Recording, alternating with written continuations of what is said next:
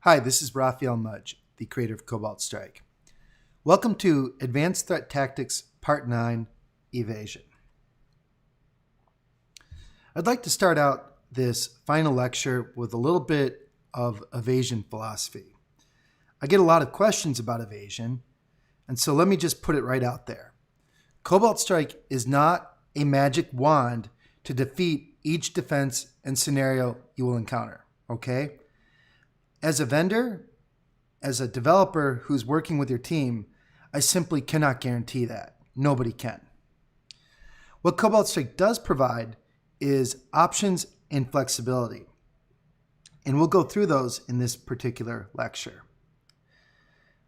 I really believe that evasion is the operator's responsibility. When you're working on a target, you are in the best position to assess what's going on, understand the defenses that are in play, and make the best decision about what to do. No one thing in this tool set, or any tool set, can deal with every possible situation you're going to encounter. So with that, let's jump into this lecture on evasion. We're going to start out by talking about email defenses, and we're going to talk about DKIM, SPF, and DMARC. We'll spend some time on antivirus. We'll talk about application whitelisting. We'll talk about getting past restricted firewalls and a little bit about tradecraft for dealing with active defenders. So let's jump right into it. What are DKIM, SPF, and DMARC? DKIM, SPF, and DMARC are add-ons to email to help identify spoofed messages. As the attacker, your counter to these standards is going to be to send an email from a domain that you control that opts into these standards, or to be very careful to only spoof a domain that does not opt into these standards. To understand these defenses, we have to talk a little bit about SMTP and how email is sent around the internet. When I opt to send a message to Rafi@strategiccyber.com, my mail server is going to do a DNS lookup for the MX record for strategiccyber.com. The MX record is the mail exchanger record for a domain. It states which servers are willing and able to accept email from outside parties like myself. I, the relaying mail server, am going to connect to one of those mail servers on port 25. And then I'm going to have a little conversation that goes something like this. First, I'm going to introduce myself. Let's pretend my relaying mail server is whatever.com. So I'm going to say, hello, I'm whatever.com. The next part of the transaction is what is called the envelope, okay? That's the mail from and recipient to part of the transaction. Much like an envelope in a real physical mail transaction, the envelope does not necessarily have to correlate with the content of the letter, okay? The envelope just indicates who the message is from, who it's going to, and it serves a very important purpose. And that is, if something goes wrong sending the message to the recipient, the envelope tells the mail server where to send the message back. And that's called a non-delivery notice when a mail server opts to bounce a message. And so the mail from piece indicates where the message gets bounced to. So my mail server introduced itself with hello, whatever.com. It says, I've got mail from some bounce address at whatever.com. If something goes wrong, send it here. And I've got a message for this person, this recipient, okay? And here's the message content, and that goes after the data line. So I said, got some information for you. Here's the data line. I send the actual message with all of its headers and everything else. And then I end the message with a period on a line by itself and quit. And that's the whole transaction to send an email.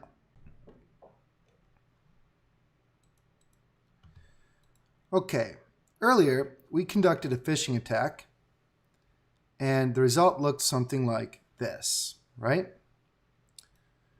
Well, let's take a look at what that looks like by hand.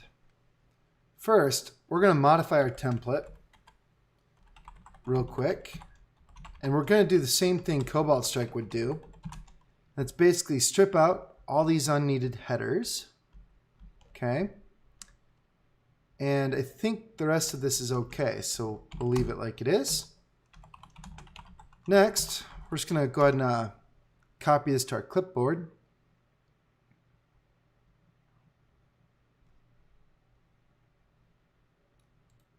Now, let's go ahead and connect to our test network's mail server. And we'll do hello, attacker.com, mail from test@attacker.com. This is the envelope. Recipient 2, Jim Stevens at acme.com. Data, paste in the actual message content, a period, and that's it. That's the process to send email. Oops. Let's come back here, hit refresh, and display the images, and there you go. Same fish. Okay? So what are these different defenses we have to deal with? Well, one of the defenses is something called Sender Policy Framework. Sender Policy Framework is a defense that a domain owner may opt into. All they have to do is publish a TXT record in the SPF format.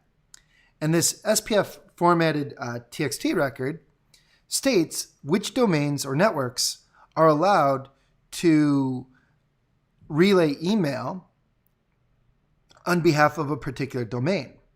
So let's say I don't actually have anything to do with whatever.com, but I opt to connect to a mail server, say, hello, I'm whatever.com, and I've got mail from bounce address at whatever.com, and here's who it's for. Well, if the owner of whatever.com publishes an SPF record, that mail server can look at that SPF record. It's just a text record lookup anyways, and check if the address I'm coming from to relay email is really in that record or not. And if it's not, the mail server can immediately know something's going on. And that's Sender Policy Framework. Sender Policy Framework is a way to prevent spoofing of the envelope.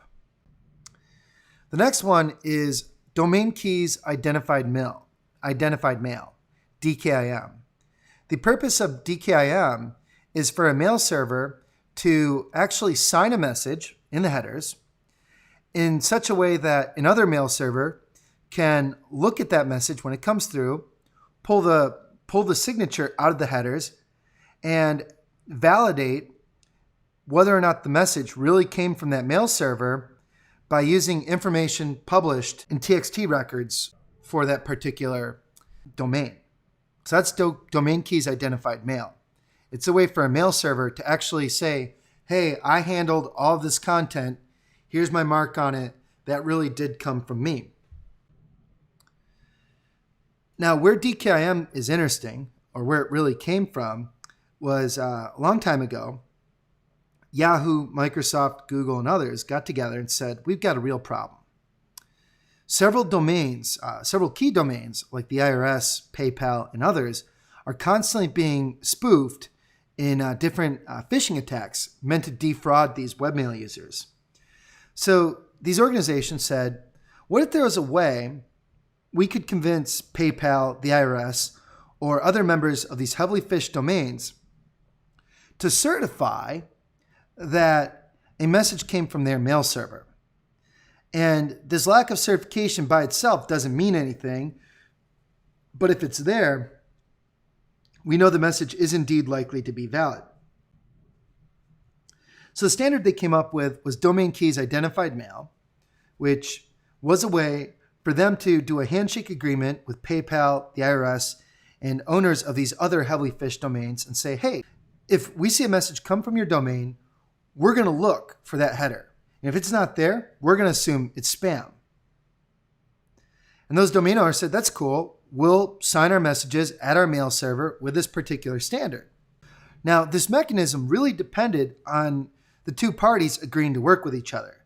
The webmail providers agreeing to validate that information, and the owners of these heavily phished domains or heavily spoofed domains agreeing to actually sign their messages in this way. On the internet, though, it's not really tractable for every party to make an agreement with every other party to say we're going to do things this way, or at least not to do that one-on-one. There needed to be a way for domain owners to tell mail servers that know about these protections that, hey, I'm a domain owner. If I opt in these protections, you should look for them and you should verify that messages coming from my domain pass these protections, and if they don't, take some action. And that action might be warn the domain owner that messages are failing because maybe they have something misconfigured, or it might be, hey, I, the domain owner, trust my setup. I'm now going to tell other mail servers to automatically block or swallow any messages that don't pass these standards. So that standard did come about, and that standard is DMARC, the Domain-Based Message Authentication Reporting and Conformance Standard. The whole purpose of DMARC is for domain owners to say, hey, I use SPF, I use DKIM, you should check for these things, and if either of these checks fail, here's what I, the domain owner, want you to do. You can check if a domain owner opts into DMARC by doing a dig plus short, pull a TXT record off _DMARC.whateverdomain.com. Okay? Finally, the last anti-spoofing technique I want to touch on is accepted domains. This is a Microsoft Exchange feature, and all it does is let the owner of the mail server say, hey, these are my domains. They should only come from an internal address of some sort. Do not ever accept email from an external server claiming to have email from one of these domains. It's not. And that's the accepted domains feature. Okay, let's take a look at the, let's just do a dig txt on paypal.com. And here you can see paypal.com has an SPF record that says include these different hosts, okay, and deny everybody else. So that's an example of an SPF record, if you're curious about that. Let's do dig text _DMARC.paypal.com. Okay. And here we can see they're opting into DMARC version 1. And if something fails the different checks, they should be rejected. So that's an example of DMARC and what it looks like when a domain opts into the DMARC protections. So when you use Cobalt Strike to send phishing emails, here's my advice to you. First, the bounce address. Let's talk about that. The bounce address in Cobalt Strike's phishing dialog maps directly to the mail from portion of the envelope. You should check that that domain does not have an SPF record. You should also make sure not to use your target's domain in the bounce address, because what's going to happen is when you connect to your mail server and say, hey, acme.com, I'm acme.com as well. Here's a message from whoever at acme.com. That mail server is going to immediately say, I don't know who you are. You need to authenticate. And so that's not going to work out for you. In some cases, many spam filters will look at the data portion, the actual email message, look at the from header, and compare it to the bounce to address. And if the bounce to address and the from header in your email do not match, that is an immediate spam indicator. So be aware of that. Okay, let's talk about the SMTP server. You can use the mail exchanger record of the target's domain. That's totally cool. Just make sure you take into account DMARC and SPF and these other indicators I'm talking about. So keep that in mind as well. When you do an embedded URL, don't do an IP address make sure you use a fully qualified domain name. That URL does get replaced in the template. One thing to say is with a fully qualified domain name, another spam indicator is if you have a link in the HTML portion of the message and it links to yahoo.com, but you happen to have in the href portion of the link, you happen to reference like badstuff.com. That too is an indicator, is that mismatching. For the file attachment, don't attach something that's obviously an executable. So don't attach an exe, don't attach an SCR file. Many mail filters by default will automatically drop messages with executables attached. The template corresponds to the data portion of the email transaction. There are different tokens you can use to personalize the message, and you can update URL references that are not enclosed within a link with the %URL macro. Finally, the recipient to portion is directly driven off the targets file. You want to make sure that target email addresses are in a domain that the SMTP server you're connecting to will deliver to. So if you connect directly to your target's SMTP server to accept messages, you need to make sure you're only relaying messages to acme.com. If you try to relay a message to another domain, the mail server is going to come back and say, hey, I'm not an open relay. I'm not going to allow that. Now, let's talk about antivirus.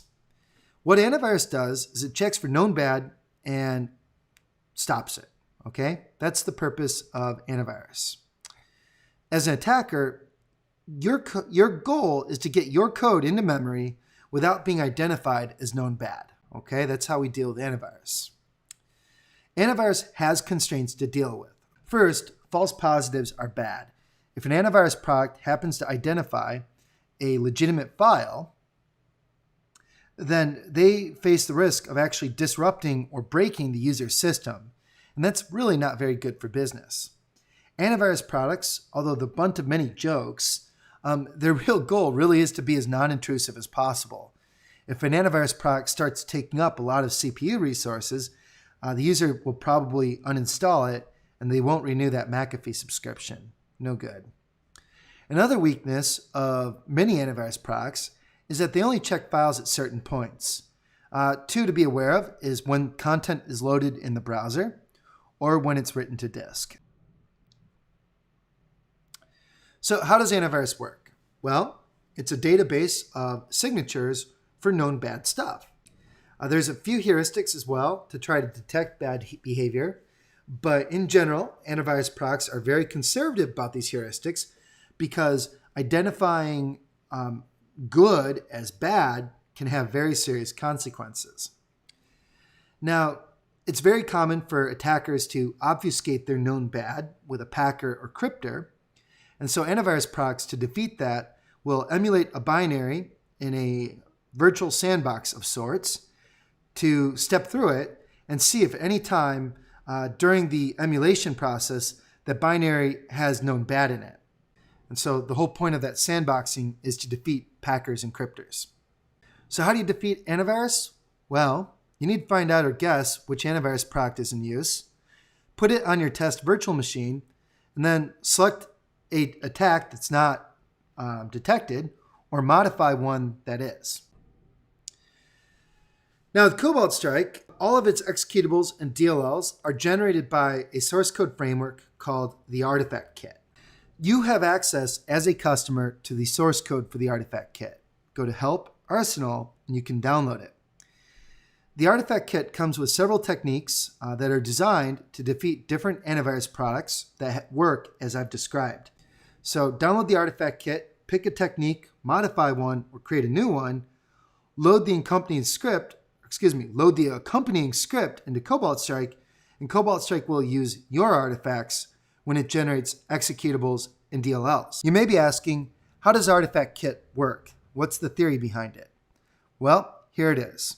First, Artifact Kit assumes that Cobalt Strike's stagers are known bad, okay? But it also assumes that if an antivirus product looks at an unknown executable that's never seen before, it's not going to immediately assume it's bad. So what we do is obfuscate our known bad and put it into an unknown executable. The next step is the unknown executable needs to take some sort of step to force the antivirus product to stop emulating the unknown executable. And the way we do that with the artifact kit is take some sort of action in each technique that we think many antivirus products will not emulate. One example, one of the techniques queries the file system to find out where on the file system the current executable is, the executing executable. It then opens that file, skips ahead in that file to where the obfuscated bad stuff is located, deobfuscates it, and runs it. That technique works well against antivirus products whose sandbox do not emulate file system calls. So there's several different techniques in there, and just a little bit of creativity, and you can come up with your own. No big surprise, here are the steps to use the artifact kit. Download the artifact kit, modify, obfuscate as necessary, build it, and load a script to make Cobalt Strike use your artifact kit. Okay, let's take a look at the artifact kit. Here I am in Cobalt Strike, and we're going to use this Windows system as our test system with AV. Okay? Now, first things first, to get the artifact kit, you have to go to Help, Arsenal from a licensed copy of Cobalt Strike. Okay? There you can download the source code to the artifact kit. I've extracted the artifact kit already, and here's what it looks like. Okay? The source main folder is basically entry points for each of the different artifacts. Source common happens to be the implementation of the different bypass techniques. Okay? There are 4 by default today. There's bypass peak, bypass pipe, bypass read file, and a third, which is just a template, and that's bypass template.c. Here's what an artifact kit bypass technique looks like. Ideally, the code does something to get the antivirus engine to stop looking at the executable before it recovers the shellcode and spawns it. Okay. One I'm willing to show here would be bypass read file. That was the start of this whole thing.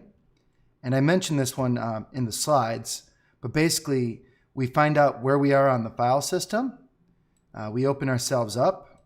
We skip ahead to where the shellcode is embedded, read it in, and once it's read in, then we spawn it. And that's it. So that's an example of an artifact kit bypass technique. This one is not effective against many products today, but it wasn't too bad a few years ago. Okay, let's look at the build process. The artifact kit is built by this build.sh script. And at the bottom here, you can see we're calling the build artifacts function for each of our different bypass techniques. And we're outputting it to a folder for each technique. So if you want to follow my conventions, and you don't have to, you can reinvent as much of this as you want.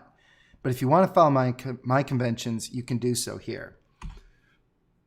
Now, for artifact kit to work, each technique has a script located with it. And that script is artifact.cna. Okay? And this is an aggressor script that tells Cobalt Strike, hey, here's the executable artifact generator I want to use. When you try to generate an artifact, tell me what artifact you want, give me the shellcode, and this function will do the rest. So this function is responsible for a lot. It has to generate a key, mask the payload, and patch it and the key into the artifact itself. Okay? What's nice, though, is you have full control over the process. So you're not really tied to any one method I provide for generating an executable or DLL. You can come up with whatever you want. So there's a lot of flexibility here. Now to build the artifact kit, just type build.sh and the build script will go into action doing its thing. Okay. And it's going to take a moment because we've got to build the 4 different techniques. And you can see we're on the read file technique right now as it goes. And what this is doing is it's building out all the different variants of artifacts that Cobalt Strike needs. Artifacts for the stageless beacon payload, artifacts to deliver payload stagers, 32-bit DLL, 64-bit DLL, the whole works. And it looks like we're just about done. So I think this is going to finish. There we go. And of course, when you build everything, the output is in the dist, as in distribution folders. Okay, let's take a look at the artifact kit in action. So Cobalt Strike, the licensed version, comes with an artifact kit that I consider pretty workable. I do time to time change it up, but the source code is always in the artifact kit. So let's go ahead and generate an executable for our beacon, our HTTP beacon. Okay.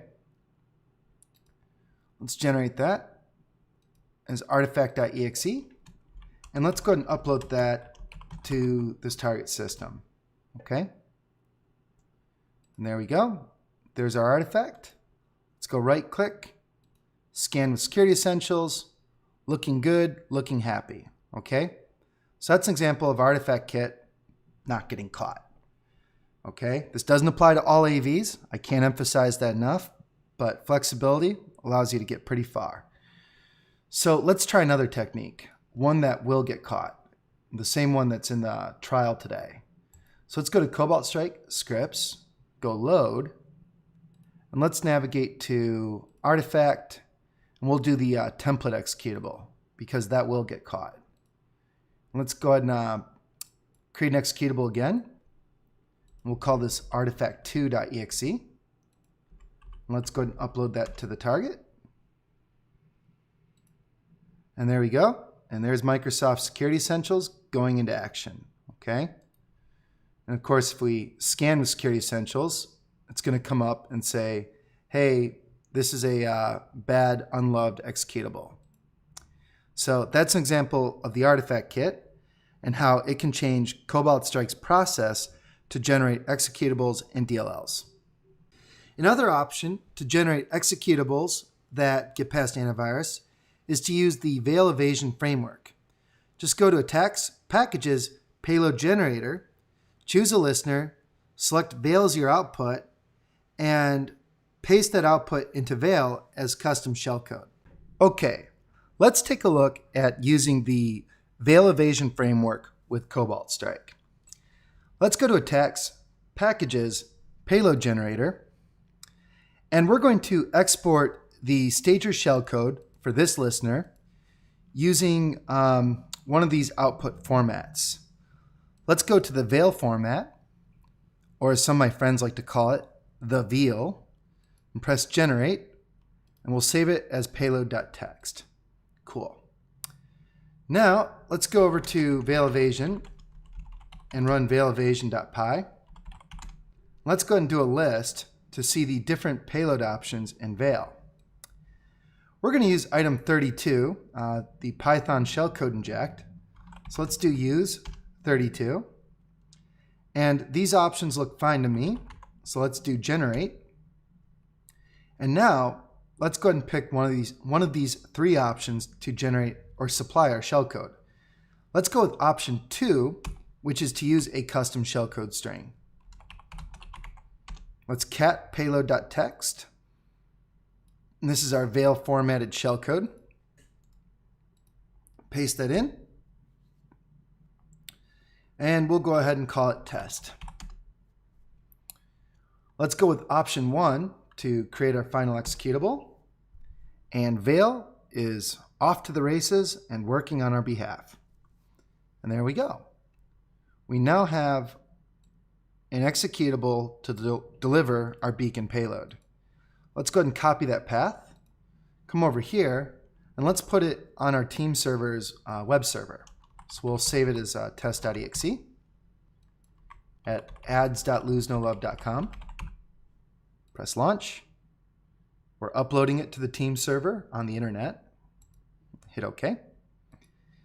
Now, let's go ahead and download that executable. Let's go to ads.losenolove.com, test.exe, and let's go ahead and save it onto our target. And let's go to the containing folder, and let's scan it with Security Essentials. And it's looking good, right? Let's double click it just to verify that indeed it does deliver our beacon for us, and you can see it does. So that's using the Veil Evasion framework with Cobalt Strike. Okay, previously I gave you some pointers about how antivirus works and how to get past it. Well, in this day and age, we also have to contend with cloud antivirus products. And here's what a cloud antivirus product does. It checks if an executable is known good, and it does that by looking at its file hash and comparing it to all the things that it's seen from other customers of that vendor. And if it's not, it might send the executable off to the antivirus vendor for analysis, and in the meantime, it'll flag the executable as bad, or at least call the user's attention to it and say, hey, this is a gray executable. I don't know what it is. Only run it with caution. So cloud antivirus is quite a tripping point. I tend to treat cloud antivirus products the same way I would application whitelisting. I don't depend on executables and DLLs as much, and instead I look for other ways to get into memory without using an executable or DLL on disk. Okay, let's talk about Cobalt Strike's Java applet attack. This is a pretty key attack if you have a code signing certificate. First, Cobalt Strike has the applet kit, which is the source code to the Java signed applet attack. By the way, there's also an alternative to the applet kit called the Power Applet, which is an implementation of the applet kit that uses PowerShell to get a payload in memory. So to get the applet kit past antivirus, just download the applet kit, modify and obfuscate it if necessary. If you're going to use the signed applet, I highly recommend that you sign it with your own code signing certificate, build it with the included build script, and then last step, load the included script into Cobalt Strike to make Cobalt Strike use your applet kit over the built-in one. Okay, let's take a look at the applet kit and Cobalt Strike's Java signed applet attack. First, let me show you what Cobalt Strike's Java signed applet attack looks like in the stock version of the tool. Let's go to Attacks, Web Drive-By, Signed Applet Attack, and we're going to stand this up on our internet team server here. We'll call this default. Hit launch, and there we go. There's our applet attack and where it lives. Let's surf over to it on a up-to-date Windows system running the latest version of Java. And what I want you to see is that we're going to get prompted stating that the security settings of Java have blocked our self-signed application from running, okay? There's a lesson here.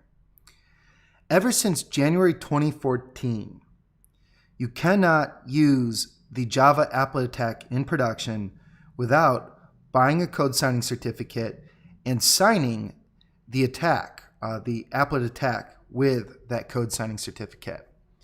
So let me show you what I mean by that. Let's hit OK. And what we're going to do to change up the applet attack in Cobalt Strike is go to Help, Arsenal, and download the applet kit. Okay?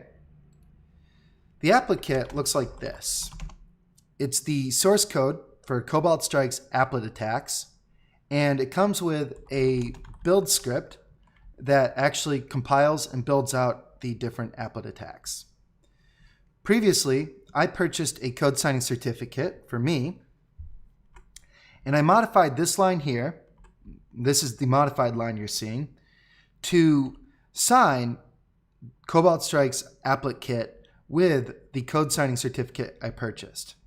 Now I have another video where I go through the process of doing that, but I just want you to know what's going on.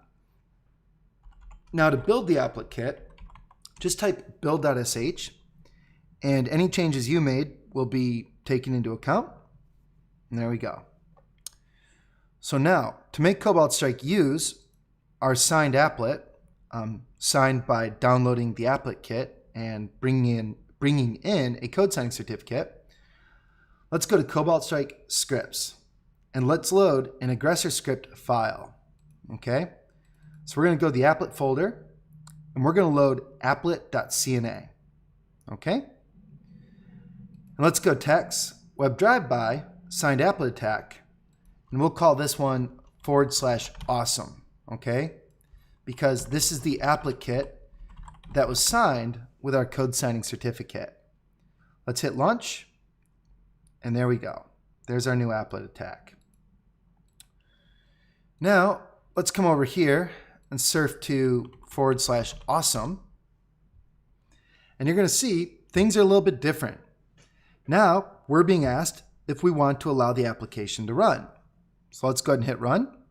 And if we do, the user has given us a free pass to get code execution on their system. So that's an example of how to use the applet kit with a code signing certificate in Cobalt Strike. Let's talk about the macro attack. For a long time, the macro attack would get past many antivirus products. They just simply weren't looking at it. Okay? Around July 2014, many different actors started using the macro in their targeted spear phishing campaigns. Okay? And with that came media attention. Many folks in the security trade press were absolutely shocked that the macro could be any risk whatsoever. And they wrote these articles almost laughing about the vector. Anyways, this is a very effective attack, but as of last year, antivirus products have started looking at this vector again. So you may run into a situation where the macro generated by Cobalt Strike is caught by the product in your customer's environment. So you have to deal with that. You can deal with it by obfuscating the code in the macro. All you need to do is just keep changing strings around until it's no longer caught. Okay, let's talk about application whitelisting. What's the defense? Well, the defense is to come up with a list of the applications that the user is allowed to use and not allow anything else to run. So as the attacker, it's our job to get our payload into memory using a whitelisted application. So one option is to use attacks that can inject directly into memory. Cobalt Strike's Java applet attacks do so, okay? The Office macro does so, and the PowerShell one-liners in Cobalt Strike do so as well. For example, the PowerShell web delivery attack. If you want to learn a little bit more about some cutting-edge application whitelisting evasion techniques, I highly recommend you follow Casey Smith, SubT, on Twitter. This person regularly tweets some very, very interesting things, at least as of the time this course was cut. I also recommend you look at the Whitelist Evasion project on GitHub, as there's some really good stuff there using built-in functionality in Windows to get payloads into memory. Okay, let's take a look at application whitelisting and the macro attack.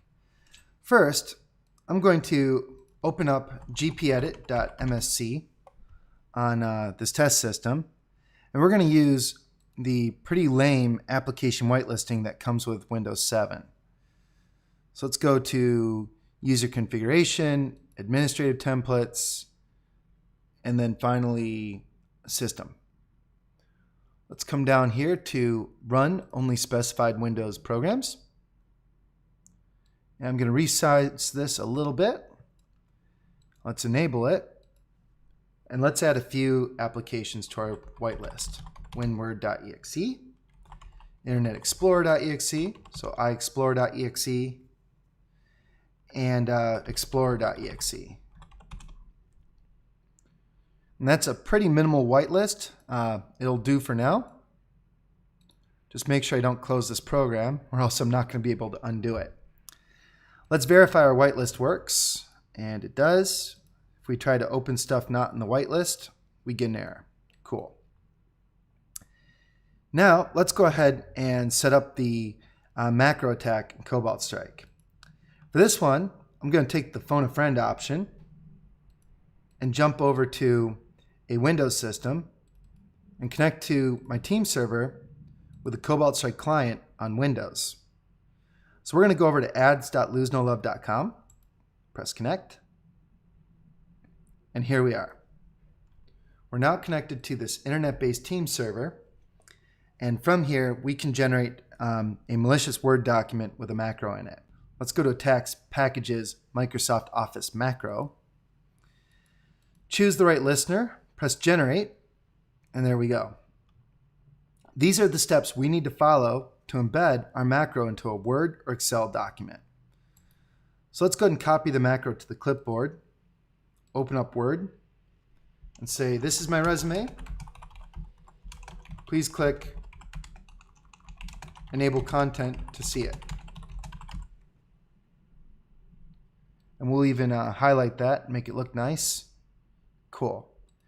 Now let's go to View, Macros, View Macros, and let's type in a bogus name like blah and change macros in to document1 document. Press Create, clear the code that's there out, and then go ahead and paste in the macro from Cobalt Strike.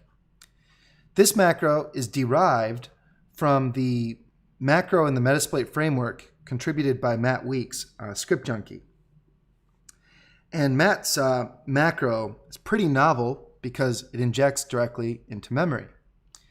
This one modifies it slightly for obfuscation and to account for if you're in a 32-bit or 64-bit office, and in either case, spawn a 32-bit program and inject our payload stager into it. And the value of this is the attack is now agnostic to a 32-bit or 64-bit office, and if the user closes the document, we're still up and running. So let's go ahead and close that, and let's save our macro-enabled document. We'll put it on the desktop, and we get two choices. We can save it as a Word macro-enabled document, which is a docm extension, or a 97-2003 document, which can be a .doc extension. I think you know which one I'm going to do. So let's go hit save. Looks good. Now let's go ahead and upload that to our server. We'll grab it off the desktop. And we'll do ~Raffi resume.doc. Of course, always use a redirector or a fully qualified domain name. Hit launch, and there we go. We've now hosted our weaponized Word document. Now let's go ahead and download it. ads.losenolove.com, ~Raffi resume.doc. Let's open the file up. Enable editing, click Enable Content, and there you can see, even with the little bit of application whitelisting, we're still able to get an access on the system with the macro attack. Okay, let's talk about egress restrictions and restricted firewalls. The defense limit which protocols may leave the network. As the attacker, you have to communicate over the allowed protocol and make sure you're using valid traffic. It gets a little bit tougher than that. In a moderate to hard environment, here's what you're going to see. First, a moderate to hard environment is going to deny all outbound traffic, period. Okay? When I work on an engagement, this is my operating assumption. I don't assume it's any other way. Any egress that happens is only going to happen through a proxy device.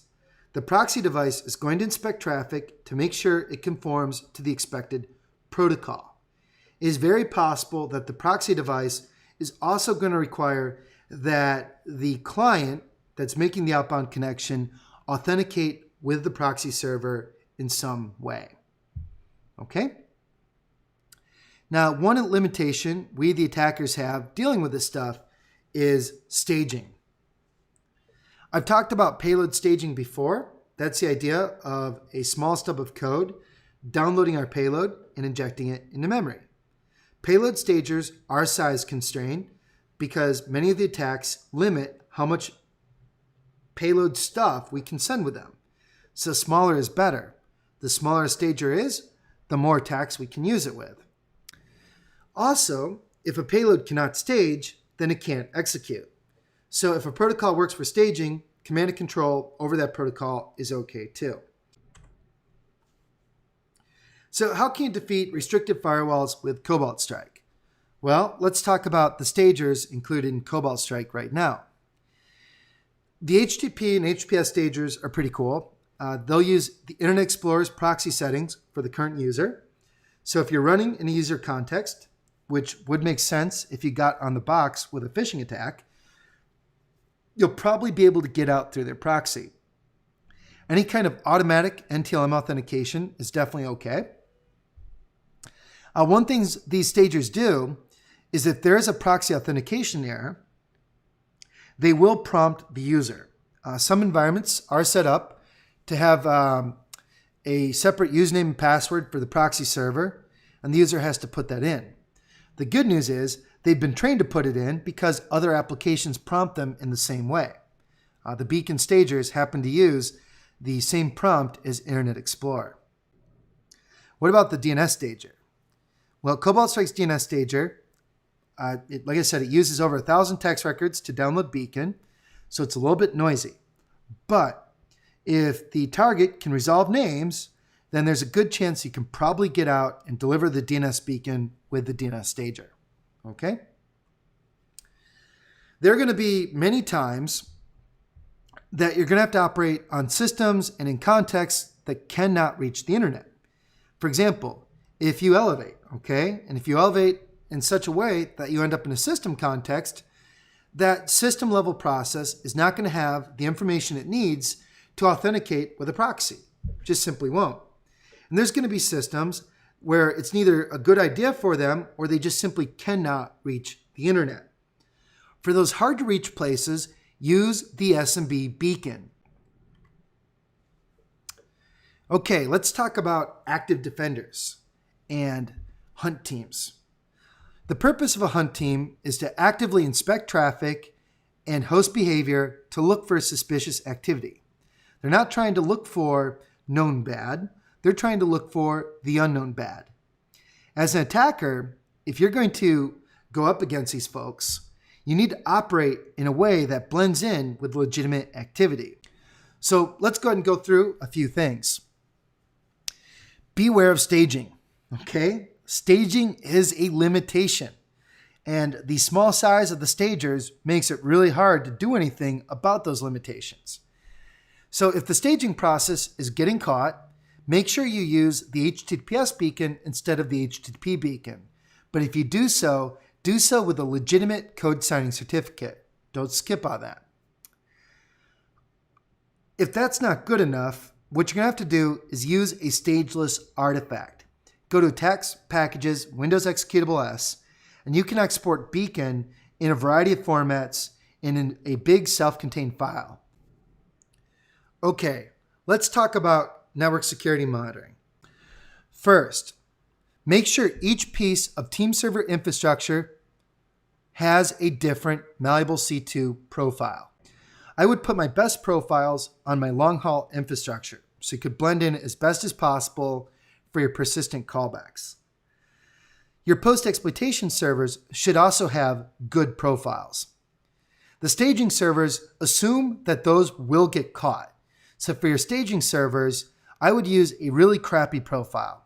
When you get caught on a staging server, you want the hunt team to look at it and say, wow, these guys aren't that good, and have them look for those indicators elsewhere, clean it up, and call it mission accomplished while you're operating low and slow with your better indicators elsewhere.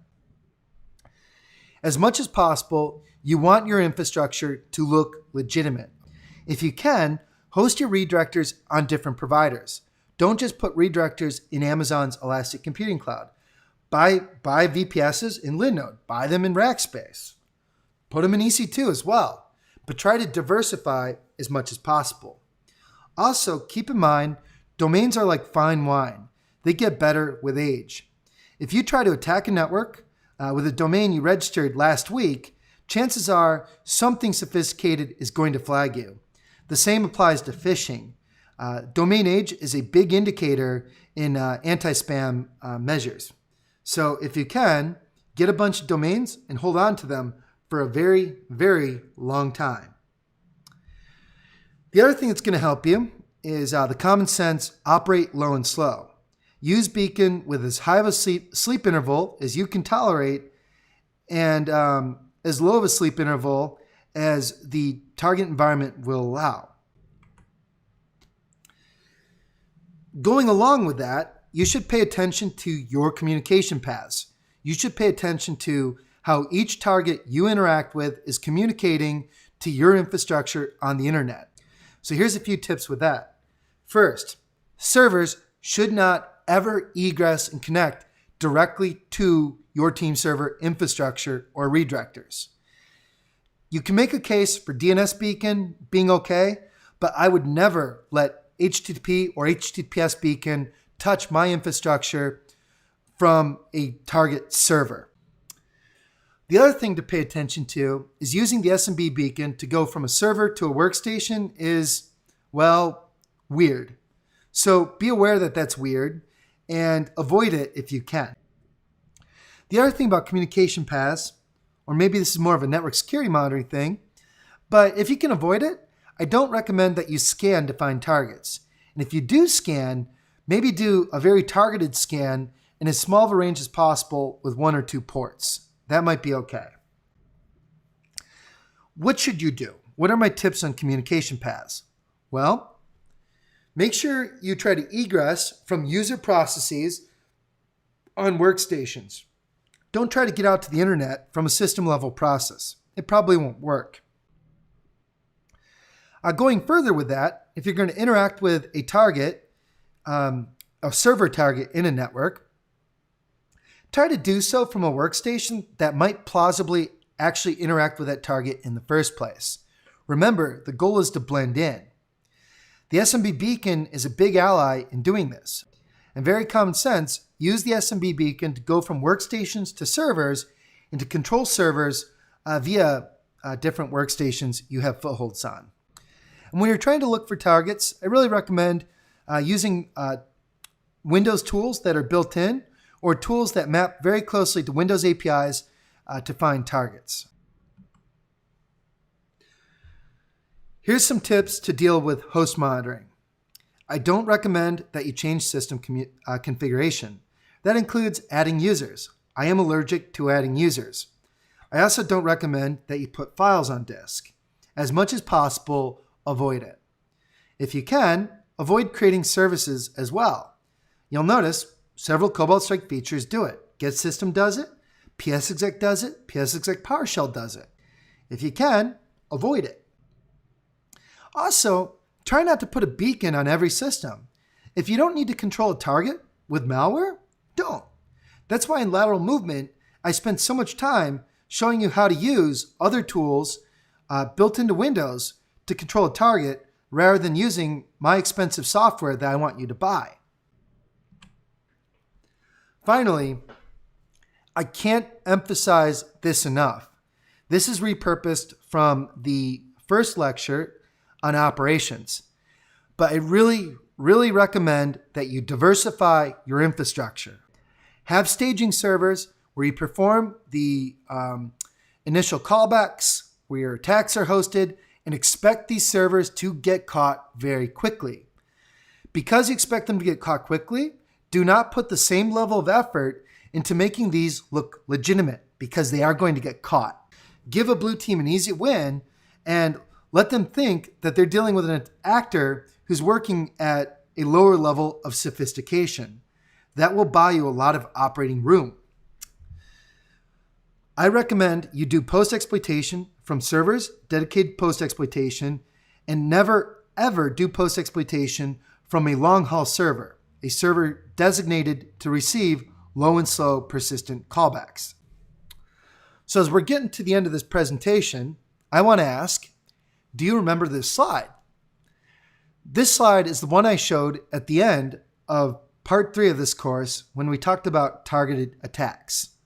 In part 3 of this course, I took you through the process to get a foothold in a modern enterprise with Cobalt Strike.